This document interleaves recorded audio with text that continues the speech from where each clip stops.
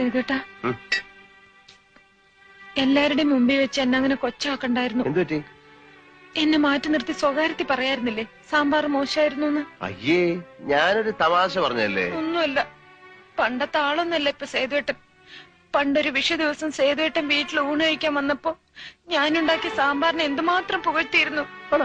ഓർമ്മയുണ്ടാവില്ല, ഞാനൊന്നും മറക്കാൻ ശീലിച്ചിട്ടില്ല. പിന്നീട് എഴുതിയ കത്തിലും സാമ്പാറിനെ അഭിനന്ദിച്ച് എഴുതിയിരുന്നു. കത്തില് സാമ്പാറിനെ പറ്റി എഴുതാ? വാ, കാണിച്ചു തരാം. വേടാ, ഞാൻ ചിലപ്പോ എഴുതിയിട്ടുണ്ടാവാം. എഴുത്ത് മുഴുവൻ എടുത്തു വെച്ചിട്ടുണ്ടല്ലേ? എല്ലാം ഉണ്ട്. ഞാൻ തൊടുന്ന പൊട്ട്, ഞാൻ ഉടുക്കാറുള്ള ഉടുപ്പ്, എന്റെ കയ്യിലെ കുപ്പിവിളകൾ, ഇല്ല എന്തൊരു ഭംഗിയാണ്, എന്തൊരു ചേർച്ചയാണെന്നൊക്കെ പറയാറുണ്ടായിരുന്നു പണ്ട്.